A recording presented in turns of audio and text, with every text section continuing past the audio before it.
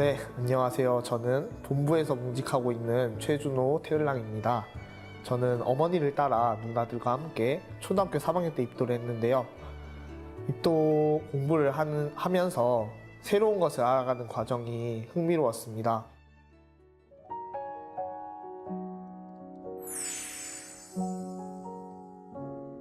태일공에서 입도식을 할 때 이제 8편 103장을 봉독하였는데요.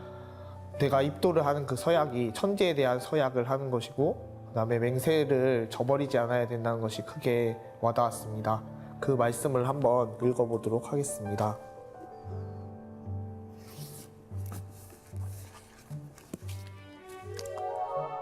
서자는 원천지지약이니 유기서하고 배천지지약하면 즉 수원물이나 기물이 난성이니라.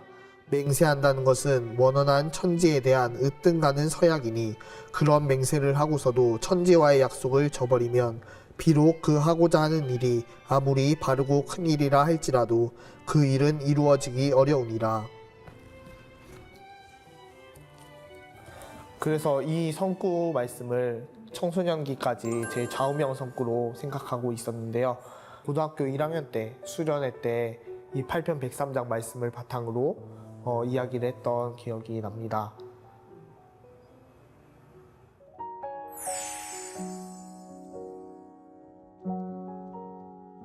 제가 초등학교 4학년 때 도전성구 암송대회에 나가게 되었는데요. 그때가 제1회 도전성구 암송대회였고 또 제가 어떻게 하다 보니까 첫 번째 참가자로 참여하게 되었습니다.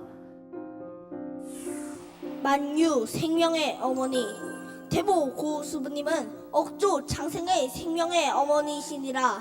수부님께서는 호천 음도운을 맞아 만유 생명의 아버지신 증산 상제님과 도장에서 이제 청소년 형 누나들이랑 같이 도전 속 단어를 가지고 끝말잇기 하는 모습을 보고 이제 주변에서 암송대회에 참여해보라고 추천을 해주셨고요. 그때 도전 1편 1장을 암송했었는데요. 암송대회가 끝나고 종도사님 도운 시간이 있었는데 종도사님께서 이제 도운 시간 중에 이제 단상위로 부르셨습니다. 태상 종도사님께서 그 암송대회를 시청을 하시면서 만점이다 이렇게 하셨다 그런 말씀을 해주시고 여러 칭찬과 격려의 말씀을 해주셨던 것이 기억에 남습니다.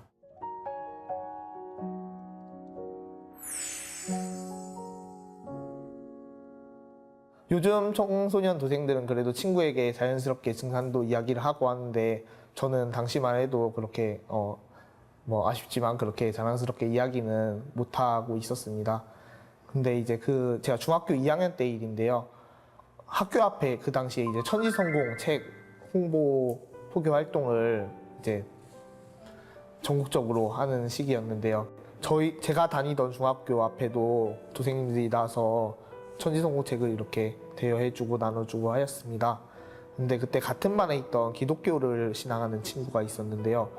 그 아이가 천지성공 책을 펼쳐보더니 제대로 읽지도 않고 그냥 도전성구 말씀 몇 개를 읽으면서 비웃는 거예요. 네. 굉장히 이제 분노했죠. 네. 근데 지금 같았으면 제가 굉장히 분노를 표출을 했을 텐데 당시에는 제가 되게 여리고 좀 소심한 성격이어서 속으로 굉장히 분노를 앓고 집에 가서 가방을 내려놓고 누워서 충격에 빠졌습니다. 그 아이는 왜 그랬을까? 세상 친구들이 봤을 때 잘못된 내용인가? 이런 생각이 드는 거예요. 그때 이제 저녁에 수요치성을 참석을 했는데 마침 그 우주관 교육을 하는 거예요. 그래서 내가 객관적인 입장에서 한번 들어보자.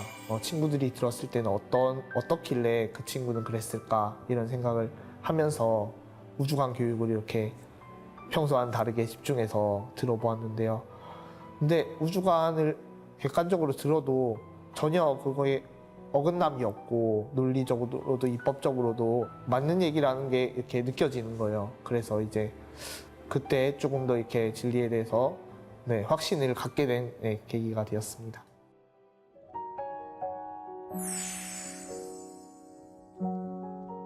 태상 종도사님 어록을 굉장히 감명 깊게 읽었는데요. 어록에서 증산도 도생은 가정에 효도하고 국가에 충성하고 사회에 정의로운 사람이 돼야 한다 하신 말씀이 있는데요.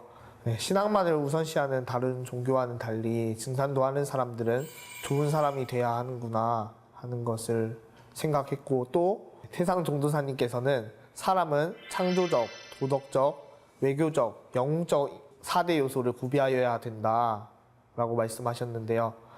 어떻게 해야 올바른 사람이 될 수 있으며 성숙한 사람으로 거듭날 수 있는지를 느끼면서 조금 더 증산도에 대한 그런 위대함을 느꼈습니다. 저는 환단고기에 나오는 상제님을 모신 천재문화가 가장 기억에 남습니다. 지금은 천재문화를 찾아보기가 어려운데요. 환단고기에 보면 가장 오래된 제천단인 광화도 마리산 참성단을 쌓고 상제님께 천재를 올리고 그 천재문화가 계속 이어져 내용이 나옵니다. 근데 이제 조선시대에 가서 그것이 천재문화가 끊기게 됐는데요. 조선 말에 고종 황제께서 다시 지금의 서울의 원구단에 상제님께 천재를 올리게 됩니다. 하지만 일제강점기를 거치면서 역사가 왜곡되면서 이 천재문화도 다시 잃어버리게 되었습니다. 잃어버리지 않았다면 지금 좀 우리 생활 속에서 상제님을 만날 수 있었을 텐데 그 부분이 굉장히 안타깝고요. 그래도 잘 이렇게 환단고기를 통해서라든지 천단을 가봐도 상제님 위패도 모셔져 있고 이런 이제 모습들을 볼 수 있어서 놀랍고 뭐 흥미롭고 좋기도 하고요. 하루빨리 좀 이렇게 역사 의식을 사람들이 찾아서 상제문화, 상제님에 대해서도 다시 깨닫고 느끼게 되었으면 좋겠습니다. 그 환단고기에 보면 그 낭도에 대해서도 나오는데요. 이제 이렇게 천재를 올리고 그 다음에 나라에 그런 어려움이 있었을 때도 마찬가지고 이 젊은 일꾼들, 낭가들이 이렇게 나와서 이제 나라를 위해서 행동하는 모습들을 볼 수가 있습니다. 그래서 우리가 지금 역사를 이렇게 잃어버린 상황이지만 우리 증산도 일꾼들이 그런 이 시대에 진정한 그 젊은 낭가로서 천재도 올리고 올바른 역사도 알리고 진리도 널리 알린다는 것이 굉장히 자랑스럽습니다.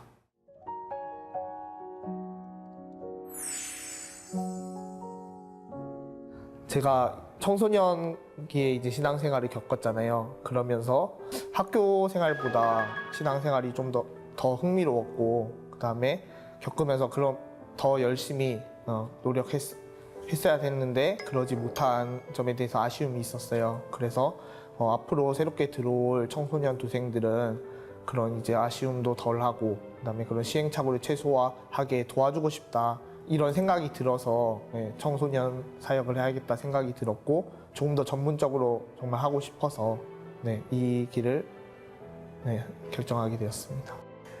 아무래도 어린 나이에 청소년 담당으로 봉직하게 되다 보니 좀 스스로도 아직 성숙하지 못한 그런 부분에 있어서의 사실은 어려움이 있었습니다. 진리 공부도 많이 이렇게 못한 상황이고, 그 다음에 이렇게 뭐 청소년들을 대하고 그런 것도 아직 부족한 면이 있었고요.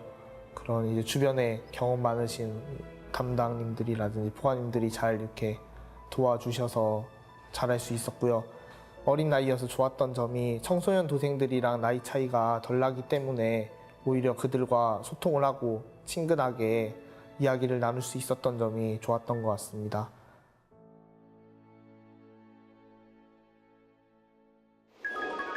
아무래도 진리 내용이 쉬운 내용은 아니다 보니까 청소년 도생들이 진리 공부를 하는 것에 있어서 어려움을 겪는 부분도 많이 있고요. 이제 청소년들에게 맞는 뭔가 콘텐츠를 보여주고 만든다는 게 사실 지금까지도 좀 어려운 내용인데요.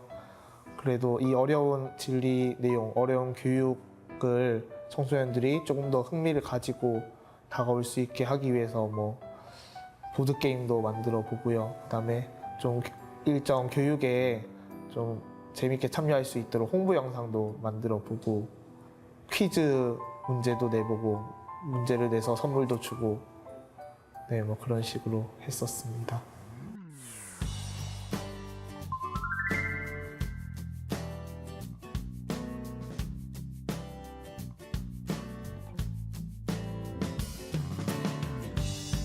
괜찮아요? 많이 놀랬죠? 성지순례 같이 가요.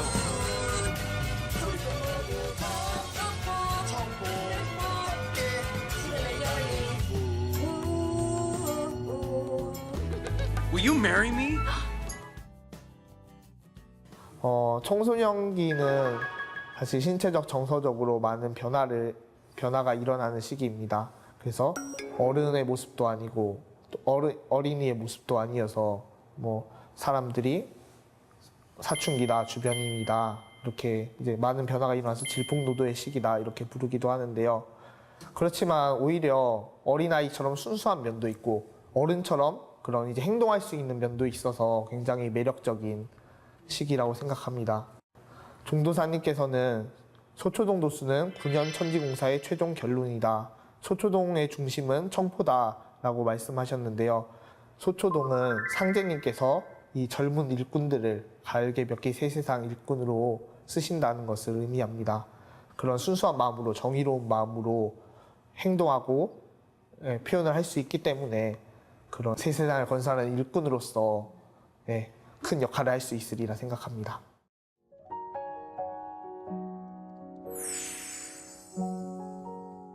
아무래도 청소년 담당으로 있다 보니까 청소년들과 함께 있는 것이 가장 즐거운데요.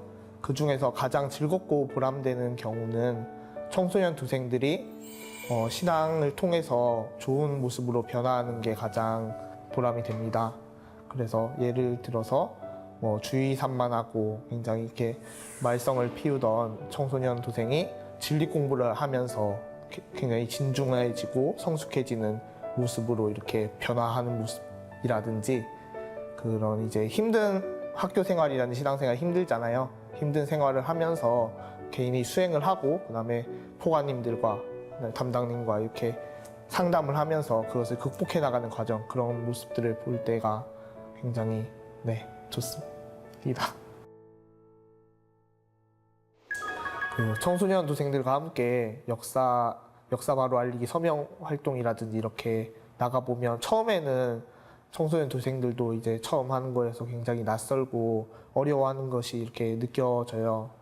그래서 좀 이렇게 걱정도 되고 하는데 그게 하루 이틀 반복되고 뭐 한 3일 이렇게 연속 같이 해서 3일째 되다 보면 이제 그 청소년 도생도 적응이 돼서 정말 말도 처음에는 말 한마디 못하던 도생들도 말이 청산유수로 막 이렇게 나오고 그 더 이렇게 막 자랑스럽게 알리고 이런 모습을 볼 때 굉장히 감동을 느낀 적이 많이 있습니다. 개인적으로 가장 보람된 순간은 처음 청소년 담당으로 봉직을 시작한 지 한 석 달 정도 됐을 때 일인데요. 그때 태울궁에서 개병문화 복콘서트 행사가 있었습니다. 청소년 도생들을 자리를 안내해주는 역할을 하는 중에 이제 처음 보는 청소년 도생이 2명 있는 거예요. 그래서 당시에 이제 처음 시작한 그런 이제 마음으로 이제 다가가서 반갑게 인사를 나눴습니다. 그 다음 주에 이제 청소년 증산도 대학교 교육 시간이 있어가지고 오라고 이렇게 안내를 해줬어요. 근데 그 중에서 이제 한 명 청소년 도생이 참석을 했어요. 그래가지고 이제 그 이후로 매달 하는 그 교육에 한 번도 빠지지 않고 지금까지 이렇게 참여를 하고 있고 우리 청소년 도생들 중에서도 정말 핵심 일꾼으로서 열심히 하고 있는 모습을 보면 그때 생각이 떠올라서 굉장히 보람되고 뿌듯합니다.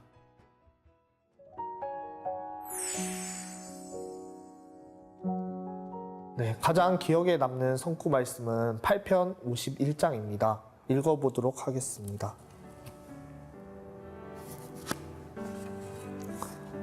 심주라는 기둥이 허망하면 분각에 이리 자빠지고 저리 자빠지고 하지만은 도심줄을 복중에서 턱 밑에까지 단단히 받쳐놓으면 아무리 요동해도 꿈쩍도 아니하며 도끼로도 못 찢고 짝으로도 못 깎고 끌로도 못 조으며 톱으로도 못 자르고 썩지도 않고 불로도 못 태우고 벼락이라도 못 때릴 터이니 부디 영구장생하는 도심줄을 잘 가지라.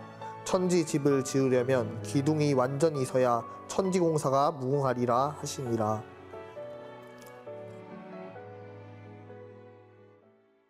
대부분 신앙을 하다 보면 여러 가지 크고 작은 어려움을 겪으면서 흔들릴 때가 있습니다.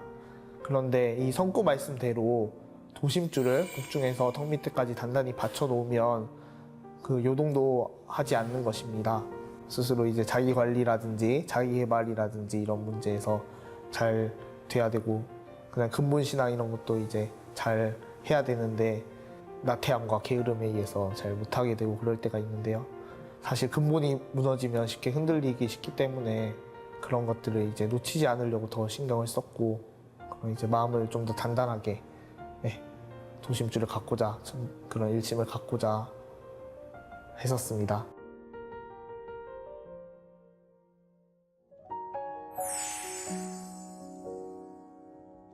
그 입대 날짜가 얼마 남지 않았는데요. 세 가지 크게 생각을 하고 있는 부분이 있습니다. 첫 번째는 건강 관리예요. 네, 제가 뭐 젊지만 좀 건강이 좋거나 체력이 강하지는 않아서 그런 부분들을 그 시간 동안 이렇게 잘 다졌으면 좋겠다고 생각하고 있고요. 두 번째로는 자기 개발을 생각하고 있습니다. 아무래도 이제 자기 개발을 하고자 생각이 있어도 여기서는 이렇게 실천을 하기가 여러 일도 있고 상황도 있어서 이제 어려운 면이 있었는데 이 부분을 좀 보완해보자 생각하고 있고요. 세 번째로 이제 마지막으로 생각하고 있는 부분은 단점을 극복해야겠다 이런 생각을 하고 있습니다. 뭐 추진력이 부족하다든지 그런 부분들을 그런 시간을 통해 시간을 잘 활용을 해서 극복할 수 있도록 하고자 생각하고 있습니다. 정말 열심히 잘 하지 못했지만 많은 분들이 격려해 주시고 응원해 주셔서 감사한 시간들을 보냈습니다.